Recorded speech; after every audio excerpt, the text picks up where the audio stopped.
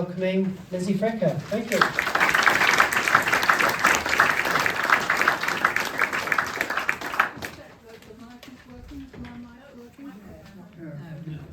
Is it working now? Can you hear me now? Yes. Okay, put your hands up if you can't hear me well enough. Okay, very good. Well, first of all, let me say it's a great pleasure to be here tonight. A big thank you to my hosts, Nick and Paul. And it's great to be here for the enjoyment of talking. It's also great to be supporting this marvellous institution, which I didn't know about before, but it seems to me a very good thing. Okay, so I'm afraid that if you come expecting to be told whether you should believe what ChatGPT tells you, I'm afraid that's not actually exactly what I'm going to talk about. I'm not quite sure how it got to be the title of my talk. My answer to whether you should believe what ChatGPT tells you is definitely not without some corroboration, because the way these devices are trained, they're trained to produce so that they produce what's a statistically likely kind of thing that might be said on the topic. So they're only as good as the database they're trained on, and in any case, they're just as likely to produce a plausible sounding falsehood as a truth. So my answer to that is no. But that's not the exact question I'm going to look at.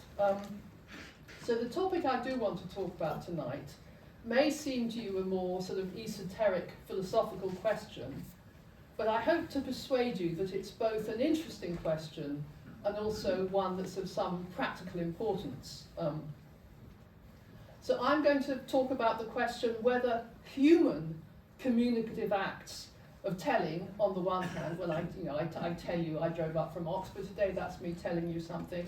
So human communicative acts of telling on the one hand, and on the other hand, the outputs to their users that AI devices make. Devices like Alexa, Siri, the polite young man who talks to me on my GPS navigation system, as well as ChatGPT and other large language models. So they produce what purport to be like information-giving outputs. My question is whether they're the same kind of information source as human tellings, or whether they're importantly different. So my focus isn't so much on whether we can get knowledge from AI sources, but on the question, when we do so, is the mechanism by which we do so similar to or different from how we can get knowledge from human acts of assoteric communication? Okay. Now, I'm going to first suggest to you, insist to you, that there's a sharp metaphysical contrast, a contrast in the intrinsic nature, that is, of real human testimony on one hand, and testimony is the label philosophers now use for this source, tellings. I'll say a little bit more about the extension of that domain in a minute. So philosophers call them all testimony, okay? Testimony, in ordinary language, it means law courts. For philosophers, it just means when other people tell you things, okay? The name of that epistemic source is testimony. Okay, so I'm going to suggest there's a sharp contrast in the nature of human tellings versus the outputs of an AI device. The first, human tellings, are an intentional audience-directed act aimed at communication by an agent who's intending to communicate with you. Whereas an AI's outputs are no such thing. AIs don't have any intentions, they don't have a concept of other minds, they don't even understand their own states. So they're nothing like human acts of telling in their intrinsic nature. This being so, I'm going to argue in a minute that AI testimony is rightly called fake testimony. It seems just like a person telling you something. When Alexa says, you say to Alexa, what's showing at the cinema, and you get an answer. It sounds like a person telling you something, but actually it's no such thing in the intrinsic nature of what's going on. It seems to one's perception just like the real thing, but in fact it's nothing of the kind. And that means it's actually fake testimony, and I'm going to give you a slightly more detailed explanation of that point in a minute.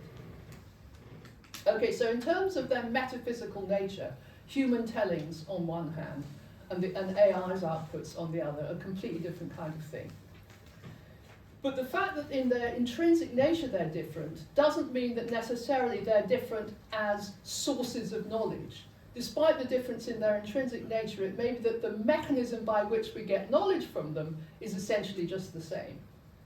And that's the question I want to look at tonight. As epistemic sources, are they essentially the same, or are they very different in how it is that we can get knowledge from them?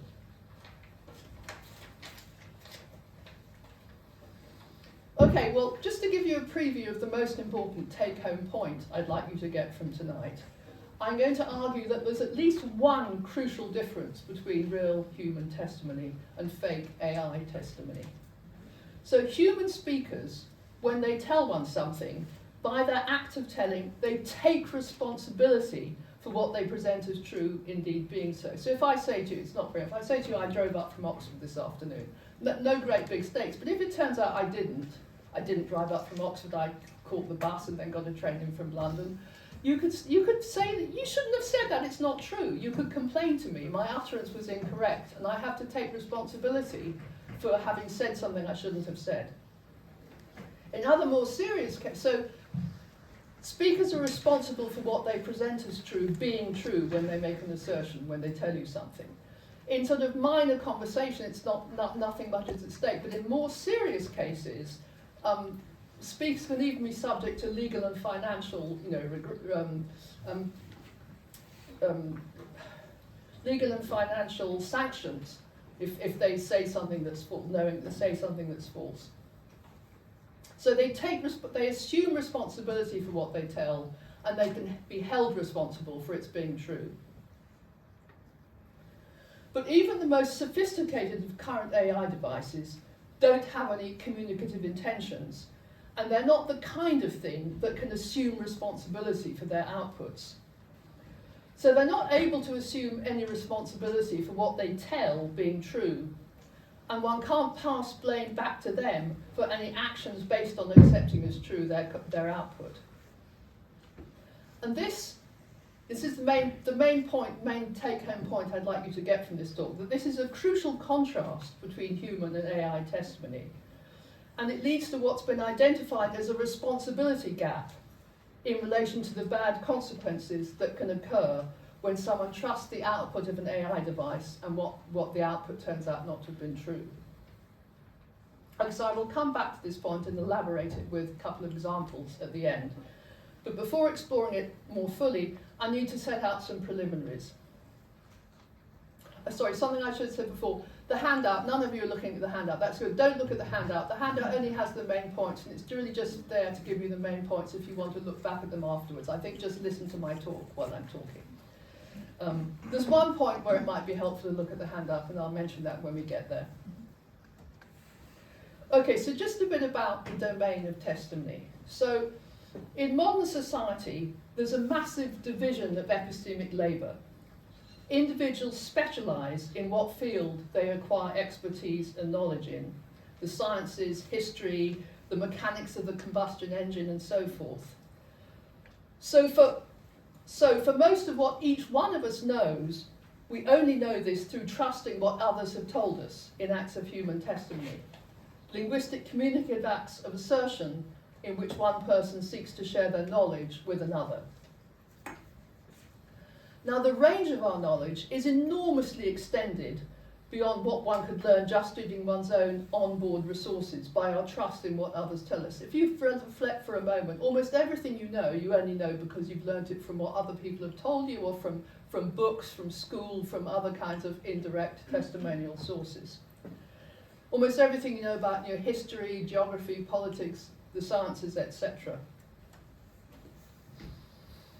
Now, so this epistemic source testimony is hugely significant in our modern everyday life. If you were Robinson Crusoe alone on a desert island, and indeed you'd always been there, you'd only know what you'd learnt through your own, gathered through your own perceptions and your own memory and inferences. We know so much more than that because of this incredible sharing of knowledge that we have as a sort of heritage within society. So this epistemic source testimony is hugely important in modern life. Now, the paradigm case of testimony is face-to-face acts of telling, when someone tells something to someone they're with.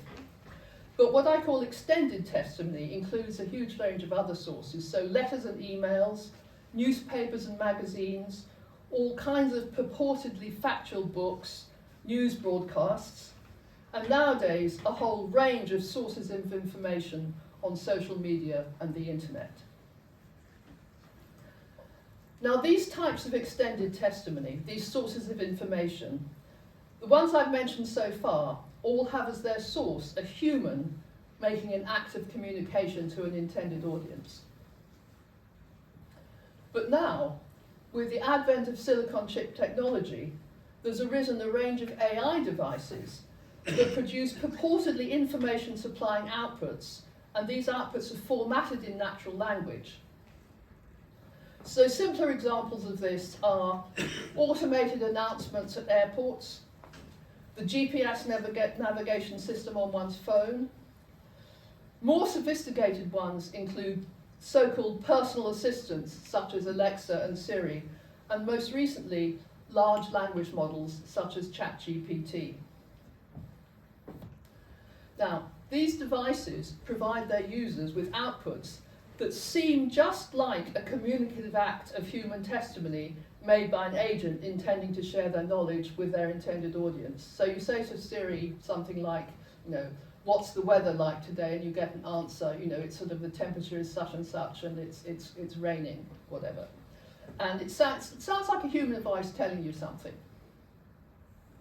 But in reality, it's no such thing. Now, the domain that I'm concerned with is all those AI devices that have a human-friendly user interface. That's to say, they present the informational outputs that the device generates in a human natural language format. So and in that format, its content is effortlessly and instantly grasped by the human user. Now, producing it in this natural language format is something that requires a special translator module because the internal workings of the device aren't in natural language at all. Ultimately, they're in a machine code at the lowest level, which is just a series of noughts and ones. But to make it user-friendly, it also has this module that translates its outputs into human natural language.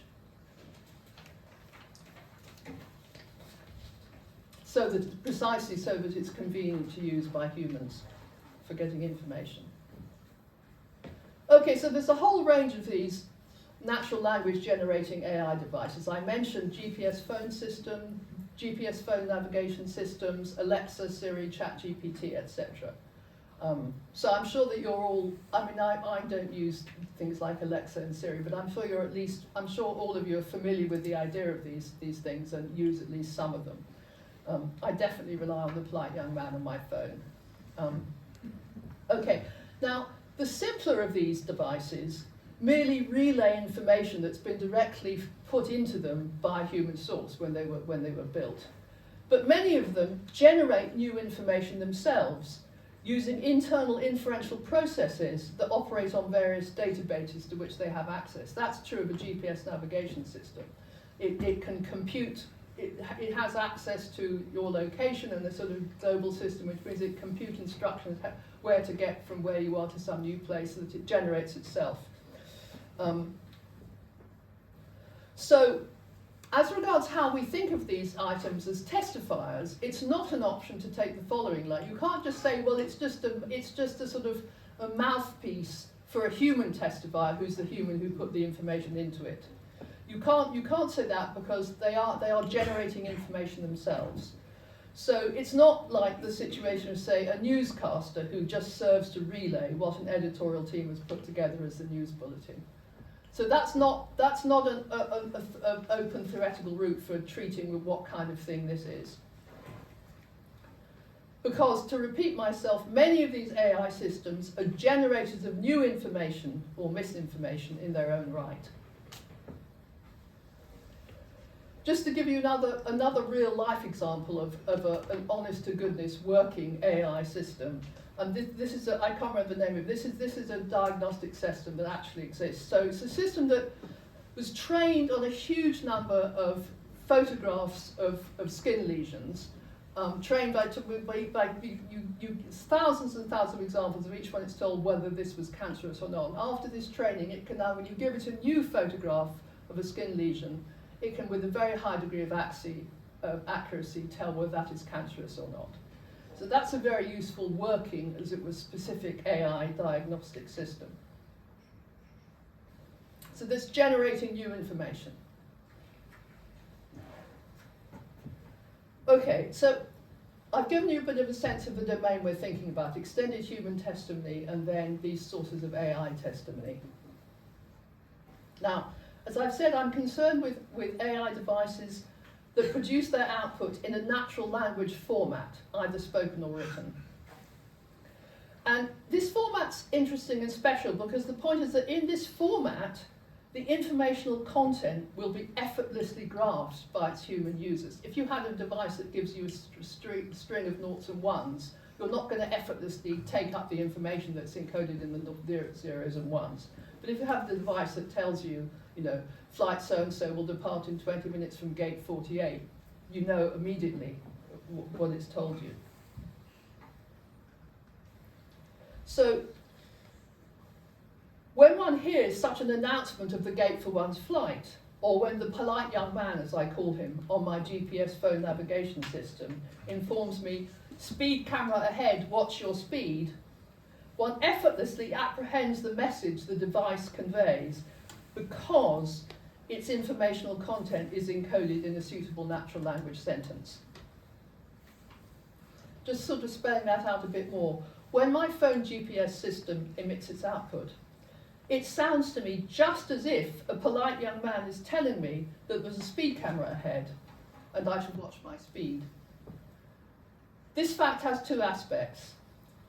First, I effortlessly grasp the semantic content of the output, so what proposition is being expressed, telling me speed camera ahead.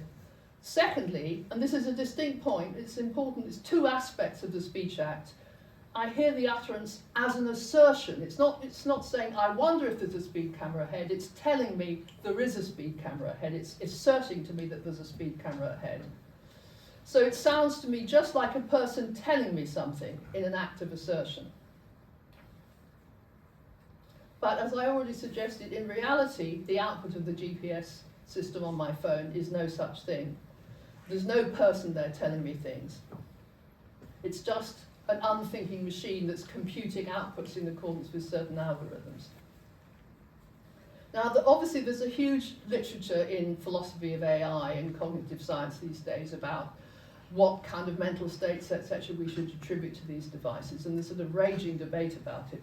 But nonetheless, I think I can say with confidence about the state of the devices that exist up to the present day, and of course they're developing all the time, but at the moment I think even the most sophisticated recent AI devices lack any communicative intentions. They can't have communicative intentions unless they have some kind of concept of other minds. And even if they had some states with some kind of representational content, which I doubt, there's absolutely no reason to think they could conceive of other persons.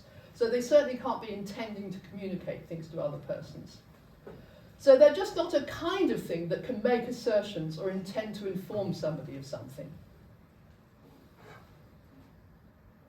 So this being, but just to repeat me, their output is deliberately formulated by their creators in a format that makes it sound just as if someone's telling you something in English or whatever language is in question. So this being so, AI testimony is rightly called fake testimony, as I'll now show to you. So, as I've said, the kind of AI device I'm thinking about produces an output that sounds just like a human act of intentional linguistic communication, a speaker asserting to an intended audience that something is so. But in reality, it's no such thing. The device lacks communicative intentions, and it doesn't even understand its own outputs. So this is the point at which it might be worth looking your hand up, because I'm giving you a kind of definition of why it's a fake. So you'll see it says fake 1, fake 2, etc. So like all fakes, AI testimony, this is a first condition, fake 1, it seems just like the real thing. It shares the superficial, easily perceptible properties of an act of assertion by a human agent who's intending to communicate a message to their audience. Has the superficial properties of that, but in reality, in its true underlying nature, it's no such thing. The device doesn't have any intentions, it doesn't even understand what it's saying, it's just an unthinking machine producing output in accordance with a very complex algorithm. So, like all fakes, AI testimony is not what it seems to be, it's not what it perceptually seems to be. Now, this fact in itself doesn't make AI testimony fake. For instance, fool's gold, iron pyrites, is not in itself fake gold, although it can be used to make fake gold artifacts. To get to fakery, we need to add these further conditions. This is called fake, I call this fake 2, that AI testimony mimics real human testimony. What do I mean by that? I mean that the automated systems, the announcement systems at airports, my phone GPS system, Alexa, ChatGPT, etc., they're deliberately designed by their human creators so that their outputs perceptually resemble human testimonial acts of communication. They're not just an accident that their output sounds like a human talking to you. They've been deliberately crafted so that their output sounds like a human talking to you, although it's nothing of the kind. And they've been so crafted to mimic real human testimony because, fake 3, the outputs being in this format confers a benefit on the creators of the devices. It confers a benefit, and the fourth condition, they're so designed by their creators because of this benefit it confers on them. We can say a little more about that, but basically the reason they make people, that Google, etc., make so much money out of Siri is because it's so convenient for people to use it because they can ask it something and it tells them the answer in a way they can easily understand. So where the manufacturer device is a commercial company, the most salient benefit is the commercial success of the device. So those 4 conditions mean that it fulfills the general conditions for being a fake. A fake G is something that isn't a G but mimics the superficial properties of G because of a benefit that falls on something. It might be falls on the fake G itself, or it might be falls on the creators of the fake G. Okay, so a little bit more about why it's beneficial. So the AI device's outputs being formulated in natural language, and also in most cases delivered in a sound stream that sounds like a human voice speaking. This is beneficial to the manufacturer's purposes because, as I've already mentioned, this causes human recipients of the outputs to respond to them just as if they were indeed a human speaking to them. So there are 2 aspects of this. I've already said this, I'll say it again. There are 2 aspects. The first is that the message is effortlessly grasped. When Alexa says, it's cloudy and it's going to rain later, I immediately grasp that content, whereas if it produced a series of zeros and ones, I wouldn't do anything of the kind. So you grasp the message with no effort at all, and also you hear it as telling you, hear it as not just putting this proposition forward, but as putting this proposition forward as true, as being so, and so you tend to believe it. So humans grasp the message and they hear it as asymptotic, and so they believe it no less than they would a real human testifier, and they tend to act on the supplied information. Just to give you another example, if an automated announcement system at an airport terminal announces Flight Delta 2050 to Minneapolis will depart from gate 46 in 20 minutes, please proceed to the gate now, then passengers booked on that flight that hear the announcement will tend to do so. It's just a natural response to being told it. Whereas, just to repeat myself, if a device produces a series of noughts and ones that you have to effortfully translate to discover what the content is, then you wouldn't have the same instinctive response to believe it in the same way. Okay, so AI testimony is fake testimony. It deliberately mimics human testimony because of this confers benefits on the creators of the AI devices. Now, this doesn't mean it's bad. Fakes are not necessarily bad. Fakes can be made with a bad intention. For instance, a criminal fraudster who tries to sell a fake new Van Gogh as a genuine, newly discovered one. That would be a case of a fake made with an evil intention.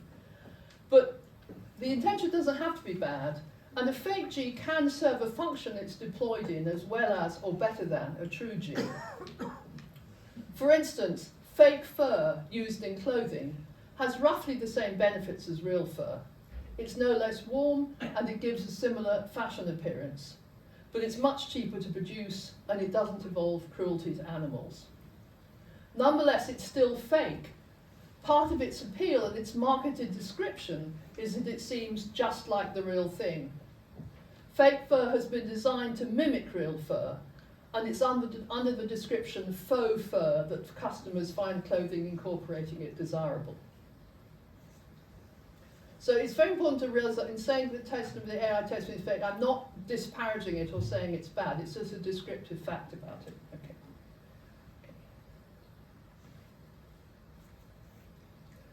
Okay, so now in most cases, and this is an empirical claim, I haven't sort of done research, but certainly in some cases, and I think we can say most, human recipients of AI testimony, people who have Siri or Alexa, who use their phone navigation system, they know that it's fake. They know that I know the polite young man, the quotes polite young man unquote, isn't really a polite young man at all. It's just, some algorithm producing a sound stream from my phone. I know it's not really a human engaged telling me things, intending to communicate with me. It's just an unthinking artificial device with outputs by design produced in a format to sound as if it were a person telling me things. But crucial for the usefulness of these devices, humans are nonetheless disposed to respond to them just as if it was a human telling them things.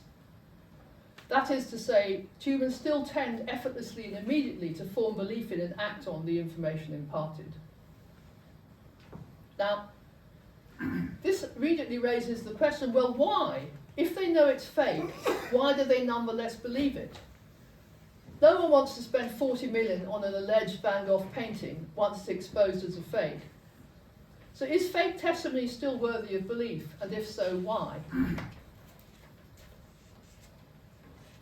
Well, there are two parts to the answer to this question. Firstly, what justification for her testimonial belief does a recipient of AI testimony have that isn't defeated when she discovers the source is not another human seeking to share their knowledge with her, but actually is an unthinking machine? Now, I'll say a little bit about that question later, but I don't have time to explore it very fully. I will first say a bit more about the other part of the question, which is why is it that human recipients are disposed to respond to an AI's utterance in the same way that they do to similar sounding human utterances, regardless of what they believe about the source? So even though I know there isn't, really a polite young man inside my phone, I still, when it says, turn left, to take the fourth exit from the roundabout, I still do so. So why do I? Well, here's a crucial part of the answer to this question. Human recipients of AI testimony, regardless of what they believe about the source, cannot help but perceptually apprehend it as an intentional act of communication. Now, this fact has two aspects. First, that humans effortlessly grasp the message encoded, and second, that they hear the utterance as assertoric, as a telling. So, given that I'm a fluent English speaker, I hear the sound output of my phone GPS as if it were a polite young man telling me there's a speed camera ahead. That's to say, the sounds produced by the phone directly represent for me the proposition that there's a speed camera ahead. I hear it as a meaning-loaded sentence of English. That sentence of English is, for me, a mental vehicle of the thought, speed camera ahead. This is a really important point. So this is a core fact of what it is to be fluent in a natural language. Sentences of the language are phenomenal and functional vehicles of thought in one's mental life. If you don't know what phenomenal and functional mean, just say they just play the role of bearing that thought in one's mental life.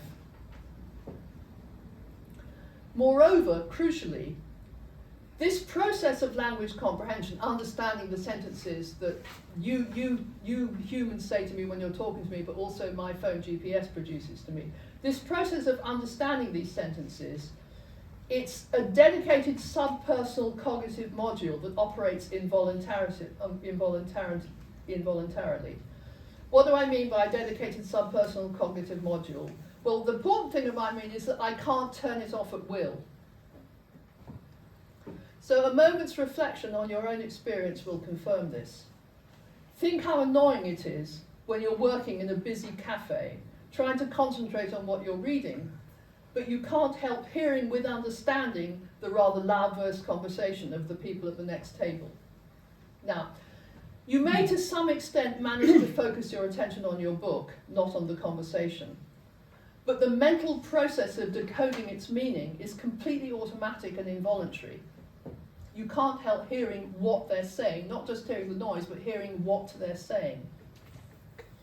In contrast, if they were conversing in, say, Mandarin, and you're not a speaker of that language, you won't hear what they're saying at all. You'll just hear a meaningless welter of sounds with no apparent meaning at all, just so much noise. So this is a fact about the nature of natural language understanding, which you only have to reflect from it and see that it's true, but it's a really important point. It's completely involuntary. We can't help understanding chunks of a language we've learned that's what we're fluent in when they're presented to us. So, for example, the passengers in an airport terminal can't help hearing the automated announcement of flight times as making statements in their language about these. And they can't help hearing them as assertoric, as being tellings that this is so. And this fact about how the language comprehension module works, it automatically produces these representations to us. We perceive these utterances as telling us things. So that tends to activate our disposition to believe and act on what they seem to be telling. So this involuntary subpersonal character of our human language comprehension faculty explains why we can't help but hear the outputs of natural language generating AI devices as assertoric acts of communication, even when we know they're no such thing. And this explains why we naturally tend to respond to them as such, believing and acting on what the AI device seems to tell us. So that's part of why it's so useful for the designers of AI devices to produce the format in natural language, because it produces this tendency to believe what they're told, regardless of what people believe. But even there's a disposition there's a natural disposition to, the disposition you can't help to understand, and there's a natural tendency to believe and act on it. Of course, you can stop that disposition. I mean, just to give you another example, suppose you have some kind of perceptual illusion. If you know something's a perceptual illusion, you still have the illusion, you can't help it, but nonetheless you can know that you shouldn't believe that what you seem to see is really there. So it is possible, to think, well, this device is producing an utterance saying such and such, but there's not really a person there, so I shouldn't believe it, or I shouldn't believe it because I think there's a person telling me. So this basis for belief can be defeated. You can stop yourself believing. So given that that's true, we do need to ask this other question. What justification does a recipient of AI testimony have for believing the testimony once she knows the source is not a human engaging in an act of communication, but is an unthinking machine? Now, I can't say very much about this question because how long have I been talking for? We've got about 15 minutes left. Okay, good, perfect, yeah, okay. So I can only make a few remarks about this, but possibly frustratingly for you, but typically for philosophy, there is not a hard and fast answer to this. Because what one says about, my question was, is AI testimony the same kind of source of knowledge as real human testimony? Now what philosophers say about this depends on the general theory of knowledge that they cleave to. So I'll just give you a contrast between two extremes. So at one extreme, there are those who favour a simple externalist account of knowledge. So on this kind of account of knowledge, hands up if you've done any kind of philosophy degree or partly degree in philosophy. So some people will have heard of reliabilism about knowledge. Okay, so this simple account of knowledge says that a belief is knowledge just if it's not merely a matter of luck that it's true, given the way in which the believer formed it. Now, there are different specific ways of formulating this idea, but we can go with Ernest Sosa's safety account. So on this view, a subject's belief that P is knowledge just if, given the way in which she formed it, she wouldn't easily have formed a similar false belief by that method. So if for example, I'm going to give you, it's difficult to find non-tendentious examples, but if I look at my watch and my watch is actually broken, and maybe I even, let's say I know my watch is broken, but I look at my watch and it says it's 8 o'clock and I form the belief it's 8 o'clock. That belief isn't knowledge because it's just a coincidence that my broken watch happens by a matter of luck to be saying the right time at this moment. So forming belief from a broken watch is not a reliable way of forming belief. It's only luck that your belief comes out true, so it's not knowledge. So that's the simplest kind of account of knowledge is just non-lucky true belief. Now on this simple reliabilist account, it seems that human testimony and AI testimony are not significantly different as sources of information. Because on this view, all that matters for an information source to provide knowledge to a subject is that firstly, the source provides reliably true information, and secondly, that the subject can reliably decode the message to extract this information. So let's suppose, and this is a big supposition, but just for the purposes of argument, suppose that AI testimony is reliably true, or at least no less reliably true than human testimony. If that's so, then it seems on this purely reliabilist account of knowledge, there's no difference that matters to epistemology, that matters to the theory of knowledge between human and AI testimony. They're just different varieties of reliable information source. So on this thin externalist account of what makes a belief be knowledge, the profound metaphysical difference in the nature of the two sources, one's a human aiming to communicate, the other's just an unthinking machine. The metaphysical difference in the nature of the sources is not deemed to be relevant to what makes them give you knowledge. So that's a view at one extreme.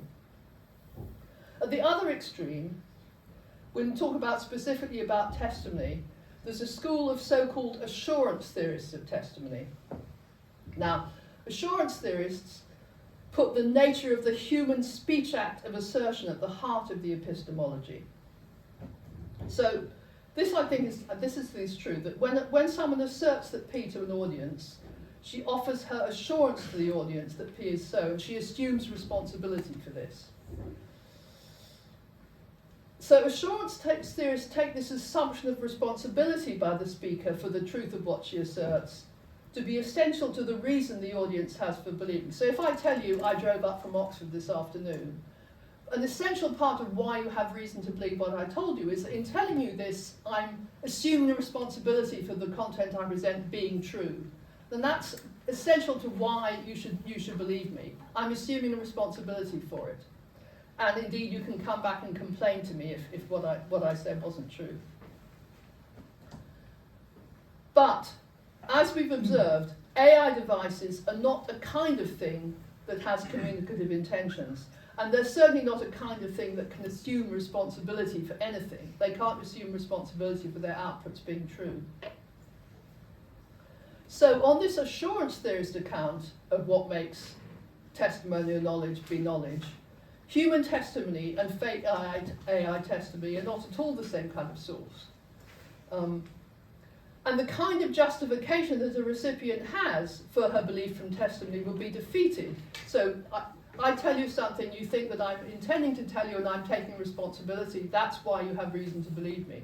So if you discover that actually I'm just some very sophisticated chatbot talking, supposing that it was on a screen, then once you discover that, your reason for believing what I'm telling you disappears. I'm not the kind of thing that can take responsibility for anything, so I haven't taken responsibility for my outputs being true, so there's no reason to believe them on that basis. So that's all I have time to say about that specific question today. My own view is a little bit maybe is that the thin reliabilist accounts of inability to distinguish between human testimony and AI testimony as sources of knowledge is just another piece of evidence that it's inadequate as a general account of knowledge.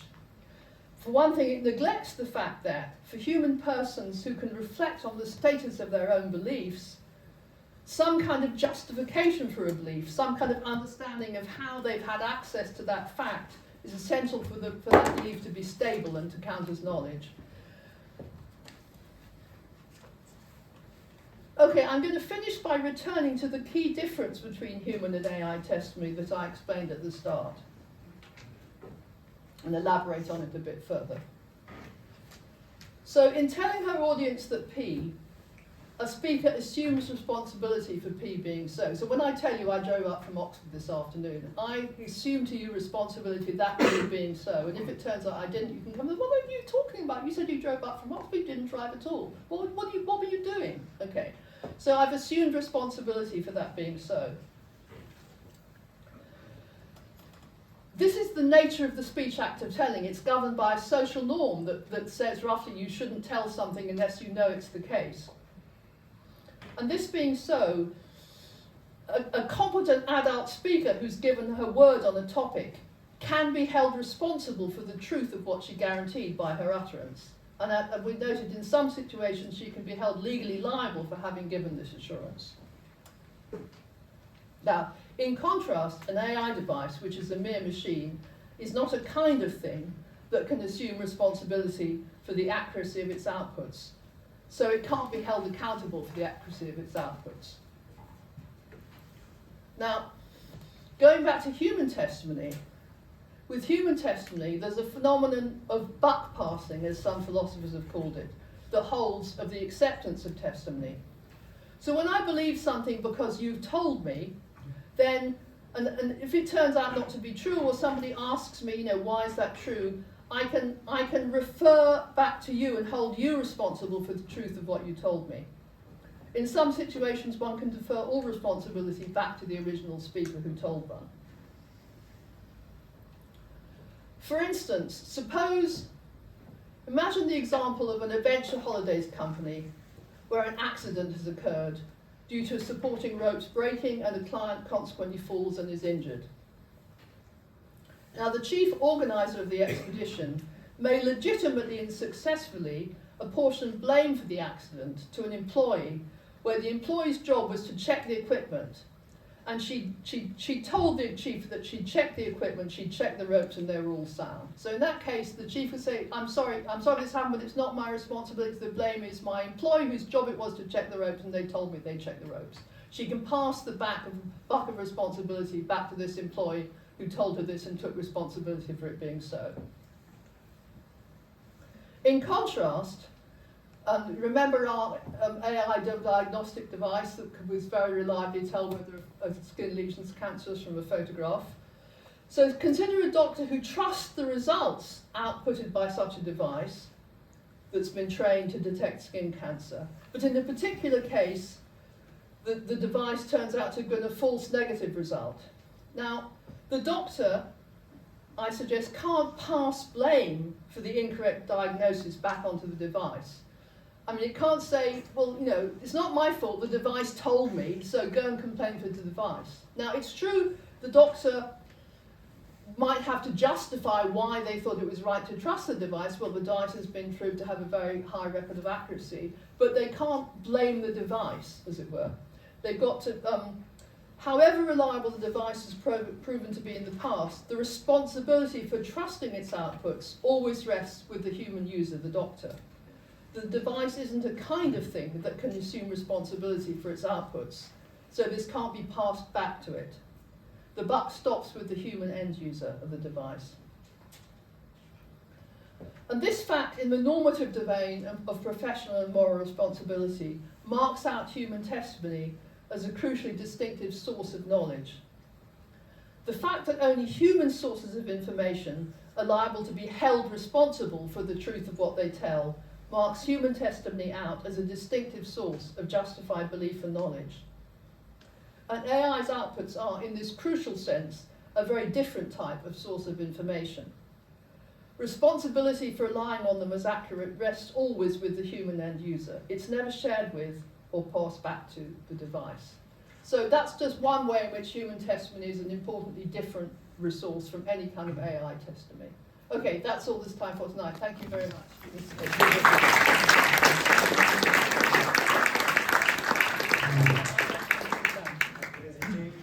Do come and have a seat. I will open it up to questions and thoughts from the audience, but while you gather thoughts, I have a couple of things I wanted to Okay, ask sure. you from your talk. I think, has everyone here, put your hands up if you've interacted with ChatGPT and sort of asked it questions and so on. So it's most, but not quite all. So I think one of the surreal experiences you tend to have quite early on is when you ask a question, a factual question, and it gives something that seems like testimony, and then you point out that it's wrong, and then it cheerfully and sincerely apologises and has another go, and you point out that's wrong as well, and it apologises again, cheerfully and sincerely, and has a third go, which is also wrong, and so on. And that sort of brings home, I think, not only is it not reliable testimony, but also it isn't actually the sort of thing that can apologise. That's that right. related Well, I to it? certainly agree. Yeah, I certainly would agree with that. Yeah. And what do you make of cases where people just suspend disbelief that it can't have that sort of responsibility at all? I'm thinking of cases where people talk to AIs with the purpose of getting therapeutic engagement or even a romantic relationship. I think it's very, very weird. I mean, I think the point I made that the relevant cognitive processes are involuntary and subpersonal. That's the crucial thing here. You cannot help. It's going to seem to you just as if there's a person there, and you can't help it seeming that way. How much you tell yourself this isn't a person, you can't stop the seeming because it goes on at a level in the brain which we have no conscious control over. So yeah, I have to say I've read quite a certain amount about how this stuff works. I'm not actually very big on using it myself, but the illusions are very, very powerful. We're not built to resist them. I think it will be interesting to think about how this connects up with other forms of fiction, like watching films. People get very involved in films, and our capacity to be engaged by other kinds of fiction as well. So they engage sort of processing modules of the brain that can operate independently of whether we certify them as veridical with judgment, as it were. So there might be an interesting way to connect up with that. But the phenomenology is very, very powerful. Yeah, there was a guy who worked for Google who was convinced that one of the chatbots was conscious, wasn't it? Yeah. I don't know. There's a lot of work in the ethics of AI, which is not something that I delve into, but the ethics of whether it's, is it legitimate to have, chatbot therapists where people, think they're being helped by a person and they are? I don't know. It's, maybe it's actually helping them, but if it's all based on a huge delusion, Yeah. I guess one thing is it's very, very dangerous because they can go off in any direction. It can end up, come telling them to commit suicide, because they're not actually reliable, and the way they work is they feed off the most recent input. So once you start veering off in a certain direction, it can go further in that direction. So something which was supposed to be a therapist could easily turn towards, encouraging the person to commit suicide, I think, if the prompts led it that way. So that's one way in which they're very hopefully very unlike real humans. They're much less consistent. And one of the reasons against thinking they have anything like a self is they don't have a stable set of beliefs and values. Each time you start a conversation, it's like you're kind of starting again. It doesn't have a stable set of beliefs and ideas or values that persist over time at all. Yes, you might be thinking of I think it's Mo Gaudat from Google's DeepMind. He suggests that the relationship we should have with AI is that of a parent to a child, where we should be role modelling the behaviours that we want them to pick up. Well, it's true that might work. They might pick them up, but to say it's like a child is But I'm not sure if they'd be stable. Well, one more question I wanted to ask. In terms of the level of worry we have about the impact of AI on society more broadly, I think that there's two parts to this. One is people are worried about the so-called problem of alignment. Will AI's purposes align with our own in a way that means they are overall helpful or unhelpful? And I don't know if we should be less worried by the fact that as I think you explained it, they don't really have purposes at all. Does that help us in any way? And then the second part is the authenticity of human interactions. I think you wanted to draw quite a sharp line between authentic assertions where people take responsibility for their utterances and pure AI pseudo assertions, fake assertions, but increasingly you get a bit of both. You might get an email from someone that's been rewritten by AI. Okay, What do you make of those cases? I don't know. Well, these are very large subjects on which I haven't thought deeply. But I mean, just to the first bit, I think there's absolutely nothing wrong with the simpler cases of sort of honest to God, as it were, dedicated AI systems that can produce information on specific topics. And there's obviously absolutely nothing wrong with automated announcement systems at airports, and I think there's nothing wrong with GPS systems at all. I know that there's some reliable configuration which is reliably giving you good information. I mean, maybe even then you need to be. I mean, there are people who've driven into a lake because they're. I think even then you need to use it critically and apply common sense. But I think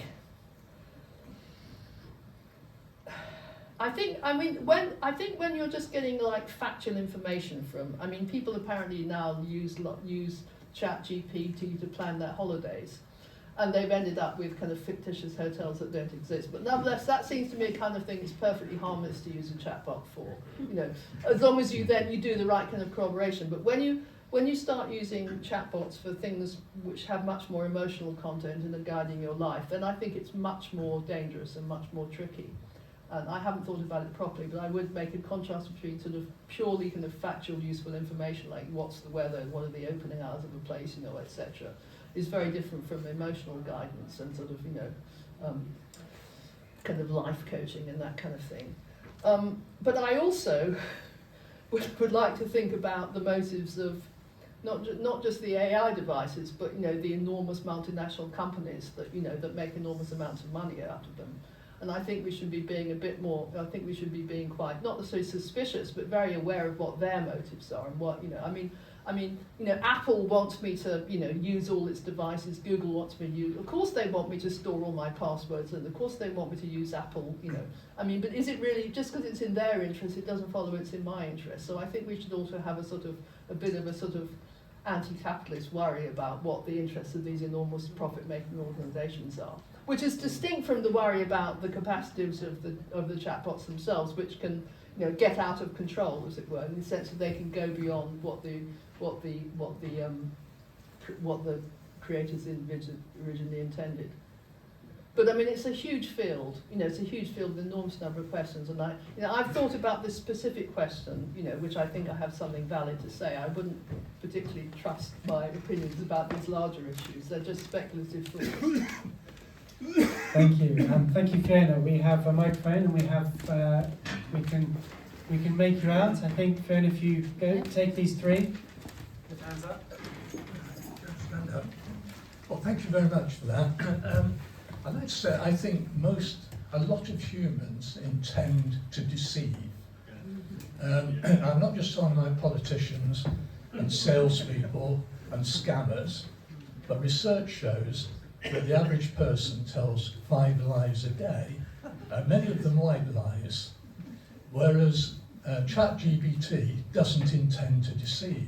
That's certainly true, yeah. Humans do intend to deceive, ChatGPT doesn't. So in that sense, I would argue that it's more trustworthy than humans. So that's my first point. And I ought to say, it isn't true that 1 in 5, that the humans lie 5 times a day. I just made that up. I just made that up to show how easy it is to deceive. And it happens all the time.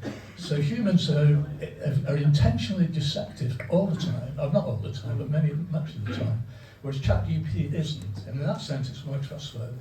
But my second point is on the responsibility gap.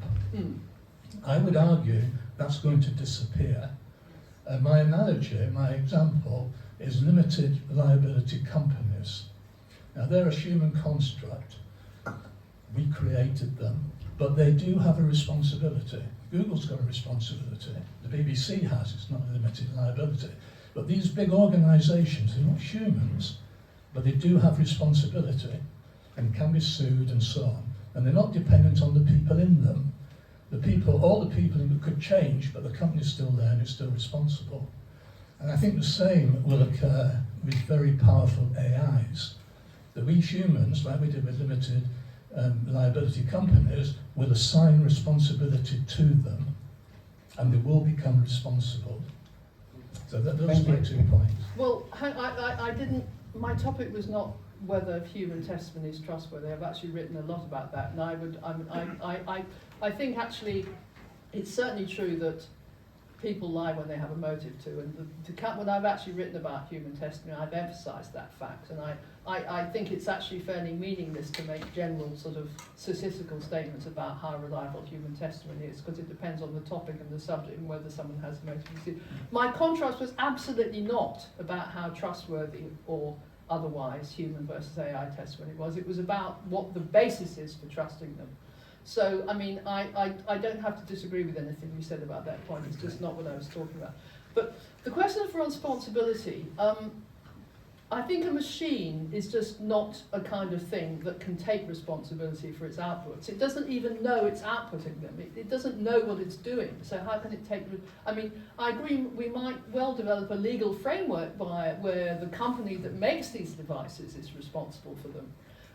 And that's the kind of legal framework you might have to develop. But that's not the device itself being responsible. So I agree. I mean, you might say that, you might hold the creators of it, the creators of the device responsible. You get exactly the same problem with self-driving cars. A self-driving car isn't the kind of thing that can be responsible for what it does. You might say that the legal entity, which is the licensee, the producer, you're going to make it responsible. But you have to find something that's responsible. It can't be the machine itself, because the machine isn't the right kind of thing to be responsible.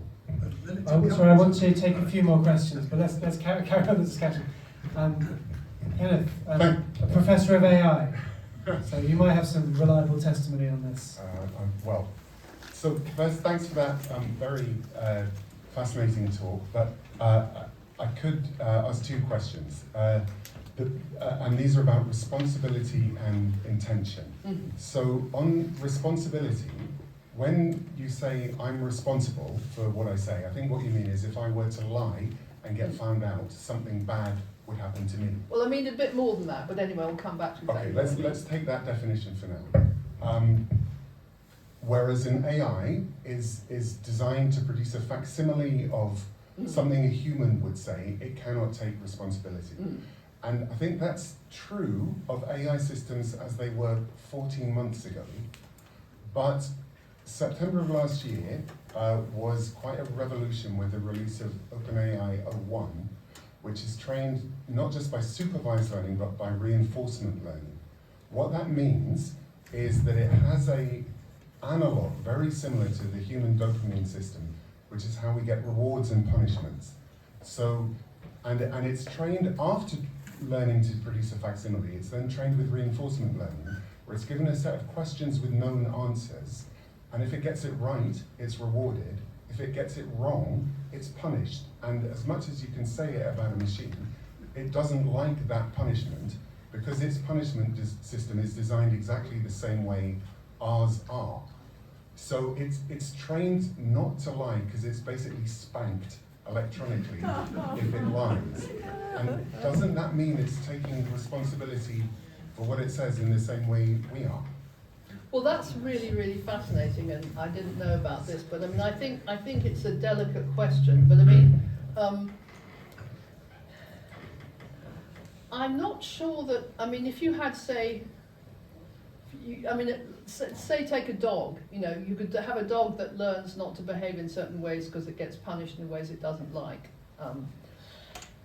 And that that point it will learn to avoid behaving in that kind of way because it wants to, by kind of reinforcement, it doesn't want to get this nasty thing happen to it. I'm not sure that means the dog is taking responsibility. I think taking responsibility is maybe a bit more than that. I mean, I don't necessarily want to be, so I have quite a lot to say about Human Speech Act. So I think the Human Speech Act of telling is a social act that's governed by a social norm that everyone's aware of, that you shouldn't say things that aren't true. So you shouldn't say things actually unless you know them to be true. And that's a social norm that governs telling. And even when I say things that don't matter, it doesn't. No one really here cares much how I got here this afternoon. But still, when I say, if I say I caught the bus and then got a train from Waterloo and it's false, I shouldn't do that. It's an incorrect assertion. We understand. No one's being harmed by me saying this false thing, but nonetheless, I shouldn't have said it because it doesn't conform with the norm of assertion. You should only assert things if you know them to be true. And there's a sense in which I understand that's incorrect, and there's a social norm that you shouldn't say things that you don't know to be true. Now, this does connect with the fact that I might suffer various kinds of harms if I say things that aren't true. But I think my appreciation of the norm can't just be reduced to the fact that I'd be harmed if I violated it. So I'm not convinced that it means it's properly kind of learning how to follow a norm. But I think that's very interesting. Has this worked, by the way, in making them hallucinate less? Absolutely, they're so much better now than they used to be. I mean, GPT-5 for pure mathematics is right more than most grad students in math. The only thing is maths, I mean, it does depend on the domain it's trained on, because presumably maths, I mean, like, something like holiday destinations, it's going to be much, much harder to avoid plausible hallucination, as it were. It works when there are questions with known answers that are in the training set. And that's exactly. been so far mainly maths and programming and law exams. But that's really interesting. Thank you very much. Yeah, thank you. We do have a couple more. There was one from the start, just behind you, I think, Fiona, waiting patiently. And then we have one in front and one on the far side. Lizzie, thank you very much for the talk. The thing that I'm going to be thinking about all night is the use of the word fake. I mean, as I understand it, Siri can issue a statement which is perfectly true, but you use the word fake many times, and I'm wondering if there could be a better word, because fake to me suggests that there's perhaps some kind of intention to deceive, whereas I think what you mean by it is simply that it is not human testimony. Well, I mean, I gave a definition of fake. I mean, I did try to say fakes don't have to be bad. Fakes can be good. I mean, yes. it's obviously, it would be, I mean, Siri would be virtually useless if it produced, it wouldn't serve as a source of information if it produces output in zeros and ones that you had to spend hours decoding in the machine language it's computed in. So it's as handy as fake fur, as it were, but it seems like, well, it's not. It seems like a person telling me something. There's a person there who's intending to communicate and who understands their utterance. And I think that Siri isn't intending to communicate and doesn't understand. It's not what it seems like. Yes. But I agree completely. By the way, I mean, there is a debate about whether they understand their utterances. I mean, I think I'm pretty confident they don't have a concept of other persons and therefore can't intend to communicate with other persons. But there's certainly a raging debate in philosophy of AI about whether they have representational states that is an understanding for the device itself of the content it produces. So I'm less confident saying it definitely doesn't understand its utterance, but it certainly isn't intending to communicate, in my opinion. But fake doesn't mean bad. Fakes can be good. Yeah. Better than the real thing, potentially. We've got a question just on your left hand. Thank you so much. That was really interesting. When I first got GPS on my phone, I got 6 points very quickly on my licence in one day. So I very quickly learned to become very cynical about whether it was truth or not. This just reminds me of when we were at school, it was until about a month before doing GCSE maths that we were told we were allowed calculators because the school had an intention to teach us critical thinking.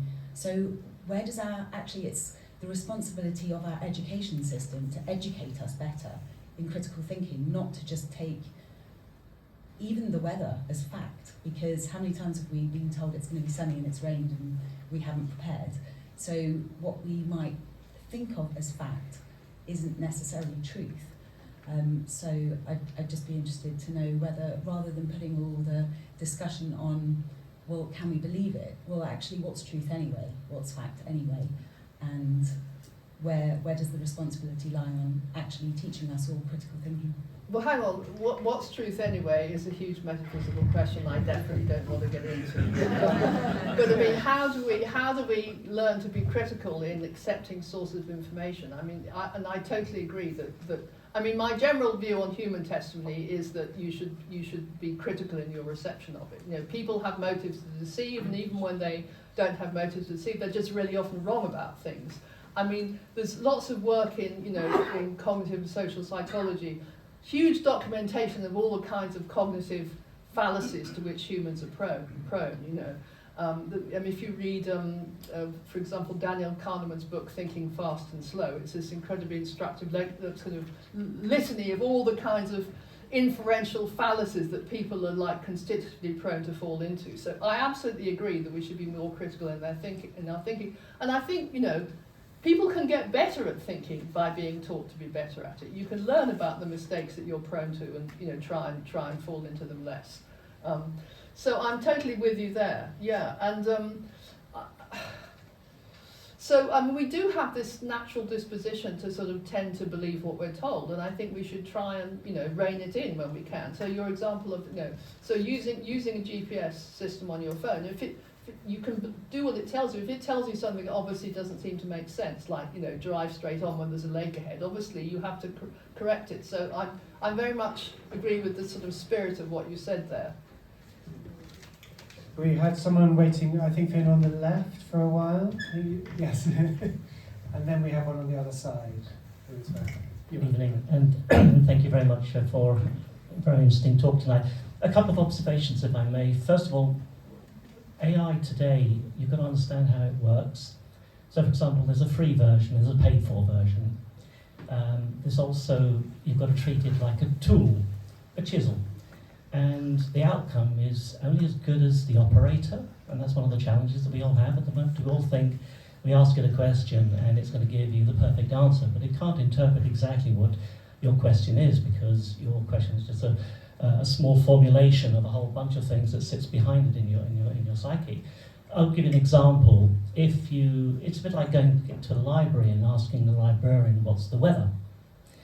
Now, just like AI, if it's a free version and they don't have much time, they might grab the nearest thing to them, which could be a science fiction book about something on another planet, and they pick it up and they turn to the first page, because that's the first bit of information that comes across about weather, and it says, well, there's a big storm and an asteroid is about to hit us.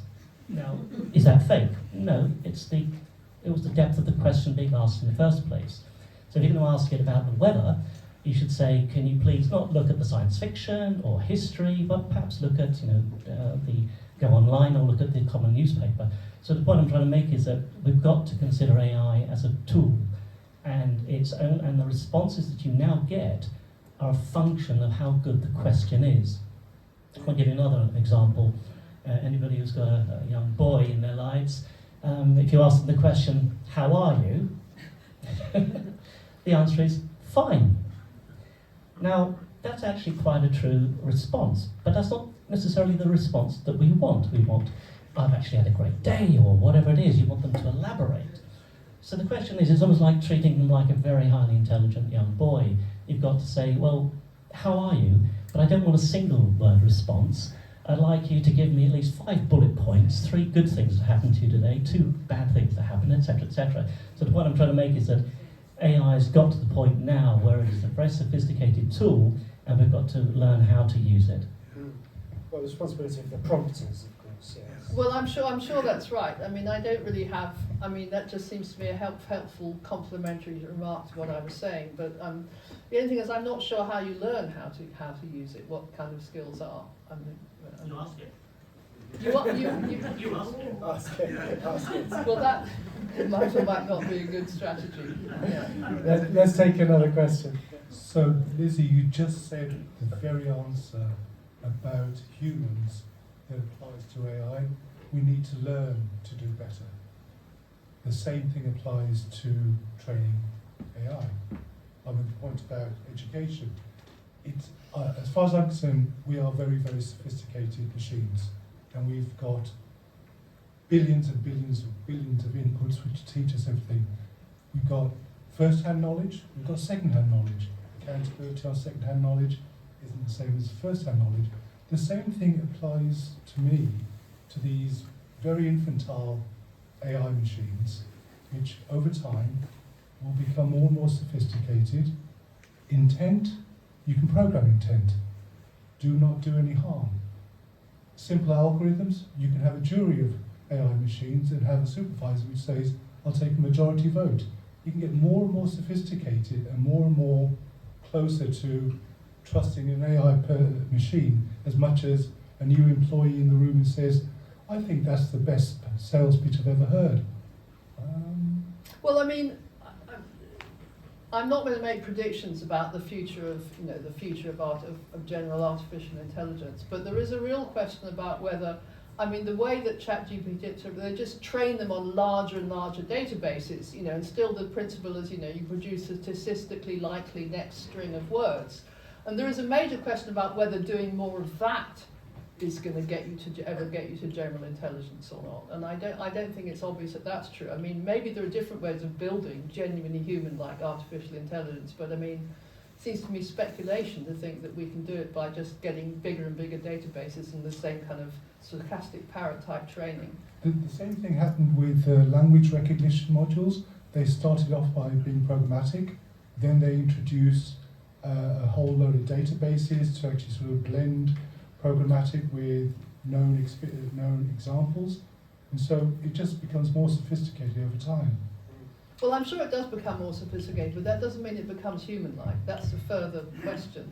And you say we're very complicated. Does that mean someone else? You say we're very complicated machines, but again, it's not clear exactly what that means. And I wouldn't want to necessarily agree with that. There are huge philosophical issues about, for example, the nature of consciousness. You might think that consciousness is an irreducible biological phenomenon which machines are never going to have, and that true mentality requires consciousness, and that things like responsibility are only going to come alive when you have consciousness and reflective self-knowledge. So there are major issues about whether artificial devices can ever really attain human type intelligence and human consciousness. It's just not obvious whether that's true or not. There are huge vexed philosophical issues involved in these things. Just to build on that, what would you make, Lizzie, of a world where a significant proportion of human interaction is relaying things that we've learned from AI? It seems a very plausible dystopia where you already, of course, have been in conversations where people will repeatedly look things up on their phones and tell you that will be AI shortly. Well, when you say learned, I take learned to be factive. You can't learn something unless it's true, and I think you can't learn it unless the source was new. So I think it's a bit underdescribed. It is. Just a world in which there's massive amounts of information being spewed by AI that we're. So I think you have to describe the scenario a bit more, but I do worry about it. I'm an old-fashioned conservative essentially,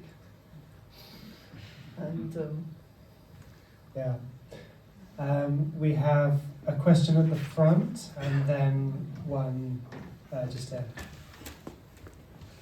I think your talk was wonderful. Oh, thank you. Absolutely amazing. Thank you very much.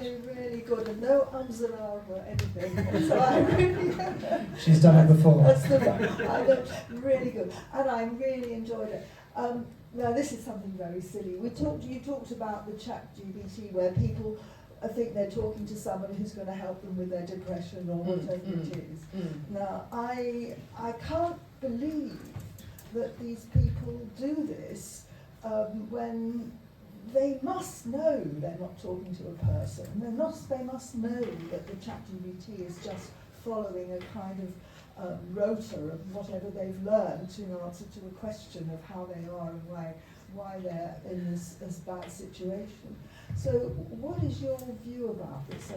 Would you say to somebody, please don't do this because you can have a much better time reading a book or talking to a friend, and if you don't have many friends to talk to, you can get your information from a medical source or a philosopher or whoever it is, but don't rely on something like that. Would you say to people that you know that rely on this silly old thing and believe it?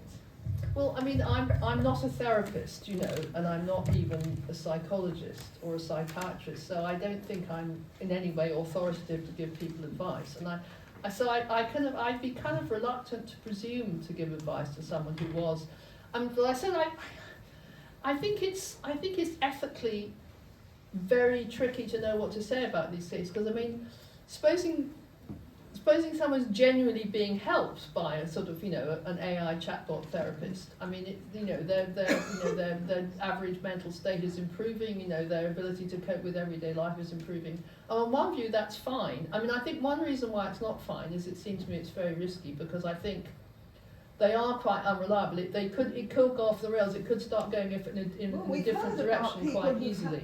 The very bad things that happen to people because they've listened to it. So one thought is it's too risky because it could go in a bad direction. Yeah. But if you get new kind of constraints put in, so these devices can't, you know, take people towards suicide or whatever, I find it's very difficult to know what to think. I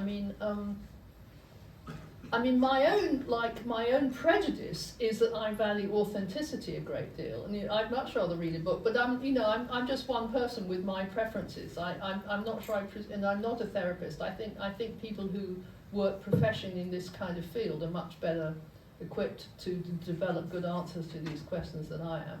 So I think I'm going to say my prejudice would be against getting therapy from a chatbot, but I wouldn't like my prejudice to be treated as authoritative.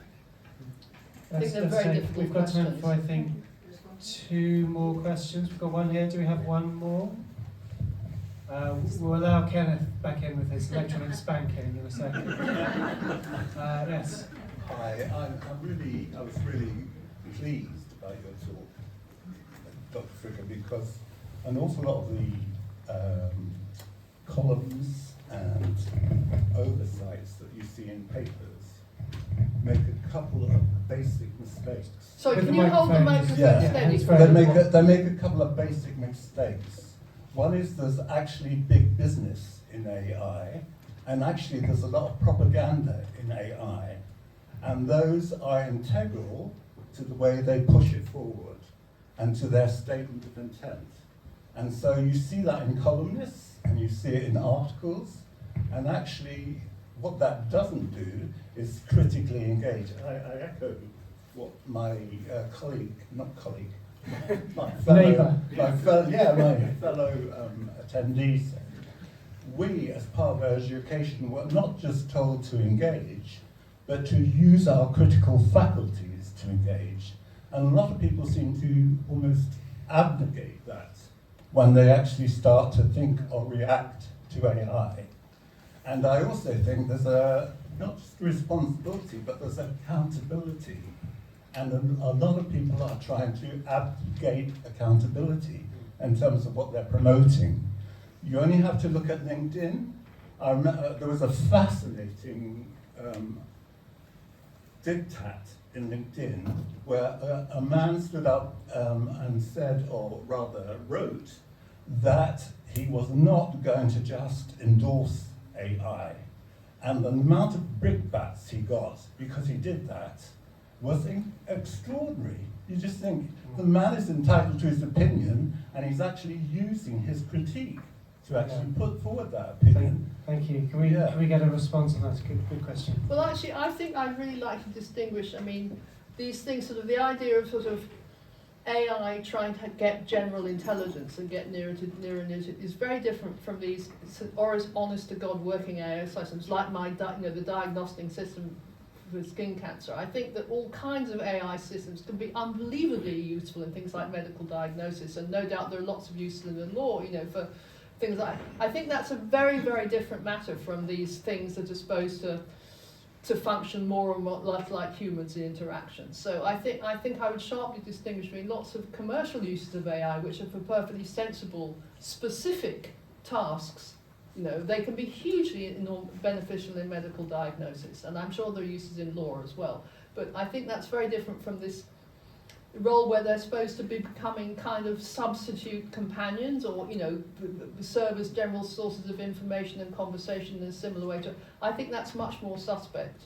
And I think we should be much more. Sorry, I do want to move on to the final. I just want to react very quickly, and it's this: that in terms, I agree with you. There are very good uses of AI, but also the paradigms that have been created by people for AI have liabilities and have limited applicability too written into them, and that isn't always talked about very honestly. Thank you. Let's take a final question from Kenneth, and we'll wrap up. Thanks for letting me ask you.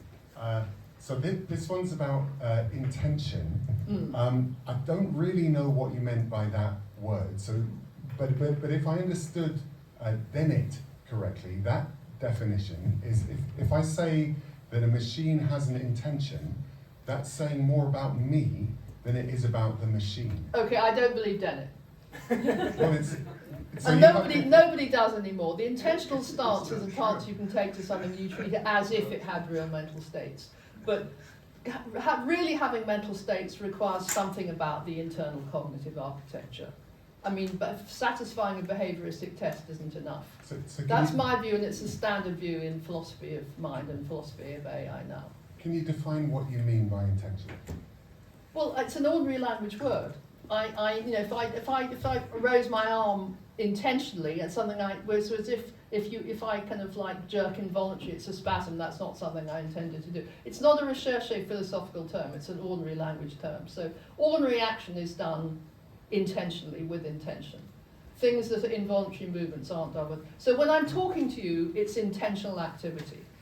Means that it's got mentality. I mean, so generally when I do something intentionally, that my having that intention will be explained because there's some purpose of mine that's being served by my doing it in the light of my beliefs. So it fits in with the sort of folk psychological explanation of what I'm doing.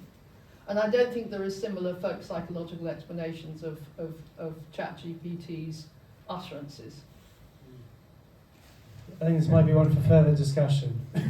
I was wondering about that as well, but we're at 9 o'clock, so we will have a quick drink and further quick chat with Lizzie. Yeah. Once she has her wine, please don't talk to her until we've got her a drink. Before we thank our speaker, just to say our next talk is 25th of November. We will be moving away from AI and looking at the equally vexed question of how we understand other people, not just how we understand artificial people, with Konstantin Sandis. And he will be talking us through how we understand others without being able to access the information in each other's minds. And he'll be looking at sort of social accounts of that, drawing on Wittgenstein and Nietzsche. So it should be lots of fun. Please join us. You can book on through the OSO website. Big thank you to Paul for inviting Lizzie to join us. Thanks to Fiona for running around with the microphone. Thanks to Tom and Andrew for helping us out with the venue, and thanks to all of you for coming. Really appreciated the questions and engagement. And finally, a huge thank you to Lizzie for giving us her time tonight.